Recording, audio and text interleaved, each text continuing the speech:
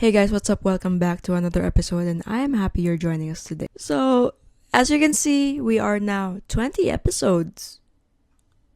Wow. I myself can't believe it either because, I'm literally just some random person on the internet just yapping away. But yeah, I'm really happy to have reached 20 episodes, and oh my gosh. Okay, enough of that sappy emotional things. So, for this episode, I just kind of thought we'd mix it up a bit. Because, for the previous episodes, it's always been me deciding what to talk about.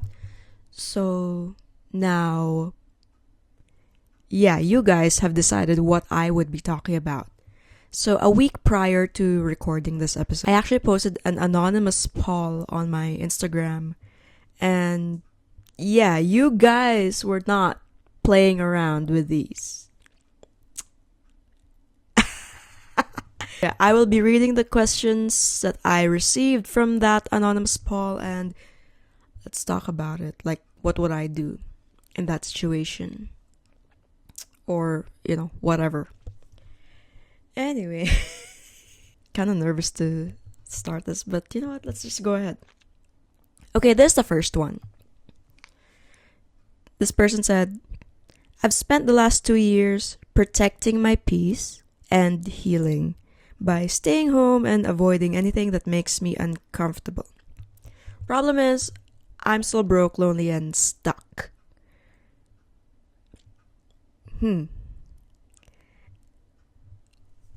Okay. First of all, you literally put yourself in that situation. You literally, shielded yourself from everything. I know we have to protect our peace, but community comes at the cost of your convenience. Because if you want to build connections outside, you want to interact with people, you gotta first step outside, literally and figuratively. Because you guys, you have no idea how many functions I've attended by myself, and I would be there standing awkwardly, but I'm like, you know what? Yeah, sure, it can be uncomfortable, especially if you're not used to that sort of setting. But you gotta do it anyway. And if it doesn't work out, then fine, whatever, just try again next time. I know this is easier said than done, but it's not self-care. You can't label something as self-care if it's not contributing to you in any positive manner at all. You're just lazy. I'm sorry, but that's just laziness. When you want to protect your peace, you're avoiding things that would drain your energy or drain you of your time, waste your time. But socializing or doing new things, that's not a waste of time. It's not a waste of energy. It's actually something so fun. So go try it. Next one, this person said, I feel like my life is falling apart, so I bought 5 new planners, 3 sets of highlighters, and a desk organizer to quote-unquote fix my future. I haven't opened any of them, but looking at them makes me feel like I'm accomplished. What? Seems to me you just have retail therapy. I mean, nothing wrong with that because I do that too. But you do know that for these organizers, planners, and things to work, you actually have to write on them, open them, and, stick to it. Because writing your tasks on a piece of paper or a fancy schmancy planner will not actually finish those tasks. I'm sorry, I'm just giving you a real talk over here. You gotta actually move. You gotta do the work. Okay? It's nice that you have all these nice things, planners, because I would like some, cute planners once in a while. But these things will be just notebooks if you don't use them. I know retail therapy works to a certain point, but you still gotta do the work, I'm afraid. I know that's how the world works. Oh, okay, the third one. This third one's kind of okay. This person said, I've recently matched with this guy on Hinge, but I've already done a deep dive into his LinkedIn and then found his sister and mom's social media, and I did this to quote unquote check his vibes.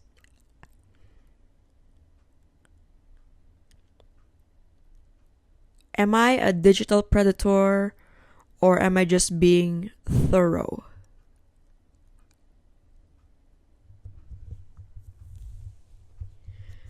Girl. I know we want to do a background check, okay? I have been guilty of this in the past. Because, but LinkedIn, girl, you've gone deep, but okay, fine. I feel like I would draw the line when, I would draw the line between thorough vetting and stalker when you start checking his family's social media. Like, okay, fine, there's nothing wrong with checking on the person you want to check. Fine. If his LinkedIn information is out there in the open, then it's not your fault. But getting to that level where you find his family social media, I feel like we have to draw the line there. You can chill for a sec, okay? Don't go that deep, girl. I admire the FBI level energy over here. Maybe you can work towards being a private investigator or something. Because that takes skill, okay? Not gonna lie. But yeah, let's just chill over here, okay? Because you just literally connected this with this person on a dating app.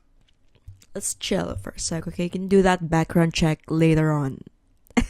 I don't know if I'm giving thorough advice over here, but that's what I think. Speaking of being all FBI and stuff, this person said, I just found out through some internet stalking that this dude I met from Bumble, who I've been seeing for 3 months and really, really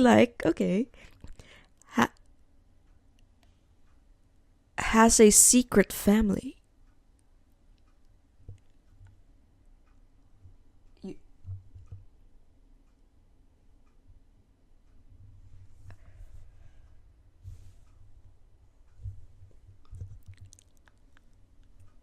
Should I continue? Okay, I'm gonna continue. He has not told me about this, and we're getting really, really serious. So, should I confront him about this, or do I just ghost him and that little secret life of his will remain a mystery?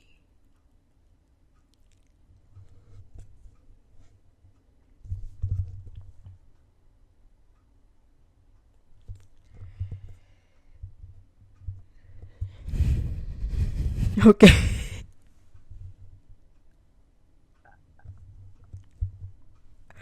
I have no words. What I would like to say, top of mind, girl, run for the hills. Okay. I mean, as much as I would like to give someone the benefit of the doubt, you already saw it. You probably seen photos or literally anything that would imply that this person has a secret family. But yeah, girl, run for the hills. I mean, there's nothing wrong with confronting him about it, I guess, because you already know anyway. And yeah, if you want to take that route of giving him the benefit of the doubt, then go ask. Because I feel like that's something I would do. I would just confront, hey, is this thing I saw on the internet true or not? But if you're still contemplating on, continuing with this relationship, all I gotta say is, why are you still considering staying just to see if you can win against literally a wife and kids or kid, whatever, right? Because I don't know, from the looks of it, at the end of the day, like, if something weird happens, this dude is still gonna go back to his family. You shouldn't settle for this, girl. Like, no. You're better than that. Because if this person wants to fool around and do these things, then, who are we to tell him? Because he's probably old enough. But you don't want to be that girl. You don't want to be that side chick, okay? Because, no, like, come on, like, girl to girl, you are literally so much better than stooping down to that level. If this dude can't commit to someone he vowed to be loyal to, then that's kind of his problem, and it's no longer your concern. Get out of that situation. Yeah, that's all I gotta say. Run, girl. Well, I feel like we're only in the fourth question. We're only halfway through all these questions, and I feel like I need to take a walk outside after this to clear my head. Okay, next. Okay, this is a bit more lighter. My best friend is a constant energy vampire who is always, quote unquote, going through it. And I've become her unpaid 24/7 therapist, but when I have a win, she barely acknowledges it. Ooh. Okay, I have an episode that's kind of, resonating with this. It's one thing to be a supportive friend to someone going through it, but if this person is just constantly going through it and they're not doing anything about it, then no. That's just so draining because, okay, if you're going through it, sure, support from your friends, your family are always, always welcome. But you gotta first help yourself. Okay? Because one's trauma is not the responsibility of other people. Unless, they're like professional therapists. This is why I really encourage a lot of people to seek professional help if they're dealing with things, because there's literally nothing wrong with that. If your friend is like constantly draining you, then this is not worth it. And then this person even said, like, if you have something to celebrate, this person barely acknowledges it. That is so unfair. Real friends celebrate each other no matter what. And real friends support each other no matter what, whether that's a win or, if you're going through it. Real friends don't ditch each other. Okay? Real friends don't suck out energy from the other person. So yeah, if you're gonna be someone's therapist, you might as well get paid for it, right? I mean, I get it. Some people are just a victim of their circumstances. They may be going through a lot of things that we don't know. Let's not invalidate that. But, it's not my responsibility to keep on catching you whenever you fall. Okay? I have a life too. I have a life to get back to. I have responsibilities. So, I'm happy to extend as much help as I could.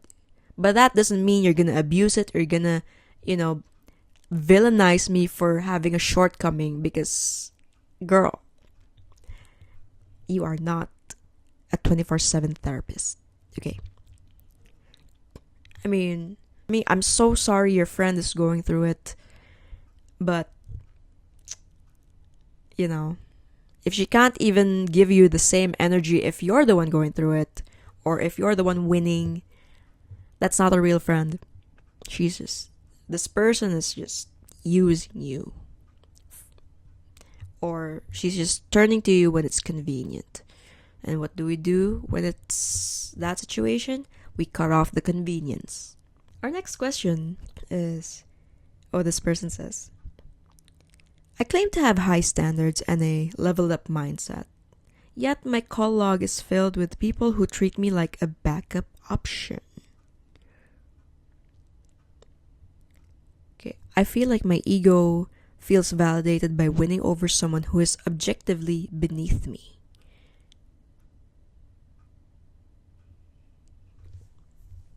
Girl, honestly, I don't think you have high standards because you let some people who are obviously beneath you even come into your life.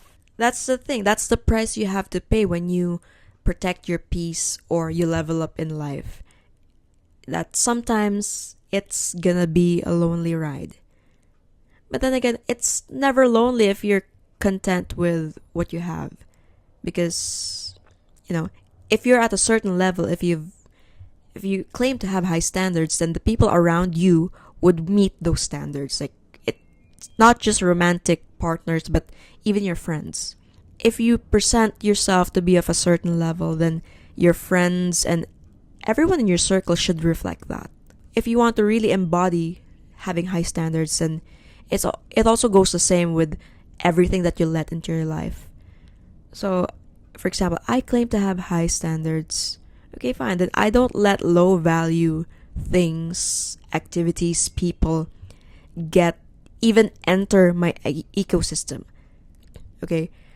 Because I've gone through this before. I claim to be like, high level feminine energy, but yet I'm still tolerating breadcrumbs from people. When you level up, you gotta cut ties with those things.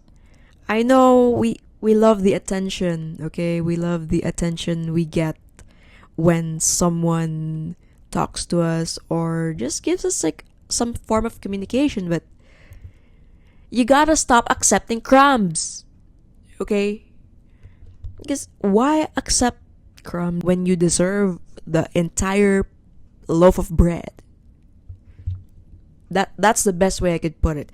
If you claim to be leveled up, you wouldn't even accept crumbs. The moment you feel like someone's beneath you, you should just close the door. Out. Bye. Okay, we're nearing the end of these questions you guys have sent. This person says, I've leveled up, fixed my diet, I'm killing it at work, and I've cut out losers in my life. Yay. But now I'm incredibly lonely because everyone my age just wants to rot and complain. I feel like I've become a judgmental elitist who forgot how to connect with people. Okay, this kind of related to the previous question that we answered because, when you level up, you really shed those things that no longer resonate with this level that you are in. If everyone wants to rot and complain, then why do you have to be part of that? You don't have to conform to that. Like, let them complain, let them do whatever they want with their life. But that's not you. Okay, if you want to do something, just go at it. Like, if you have the time, you have the resource, and what's stopping you? Because if the only thing that's stopping you from doing the things you like are, the approval of your peers, then that's not really like a valid reason, right? Because who cares? People are gonna say something either way. You might as well do what you want. And do the things that make you happy. It's also the price you pay when you level up with your life or when you decide to focus on things that would benefit you. Because that's how it is.